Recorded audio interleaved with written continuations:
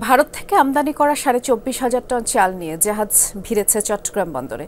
নমুনা সংগ্রহ, ভৌত পরীক্ষা শেষে খালাস কাজ শুরু হবে। আর উন্মুক্ত দরপত্রের চুক্তির আওতায় এটি অন্তর্বর্তী সরকারের আমলে ভারত থেকে আমদানিকৃত চালের প্রথম চালান। শ্রীলঙ্কা আবারও রপ্তানিতে শীর্ষে।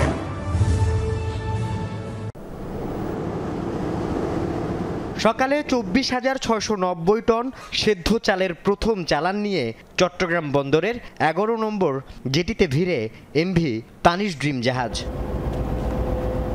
চলতি অর্থ বছরে 6 লাখ টন চাল আমদানির অনুমোদনের পর আন্তর্জাতিক দরপত্রের মাধ্যমে চাল সংগ্রহ শুরু করে খাদ্য মন্ত্রণালয়। প্রথম ধাপে ভারত থেকে আমদানি হচ্ছে 52,500 টন চাল। বৃহস্পতিবার এসেছে প্রথম চালান।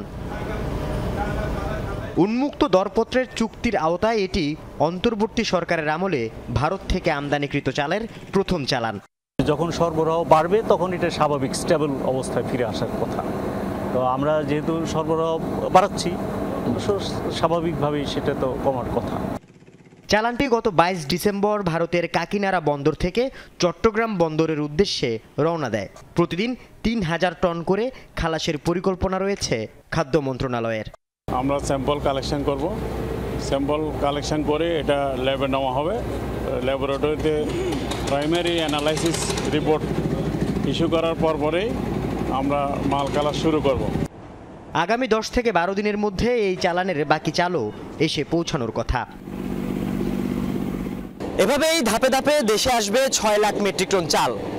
স্বাভাবিক হবে দেশের চালের বাজার।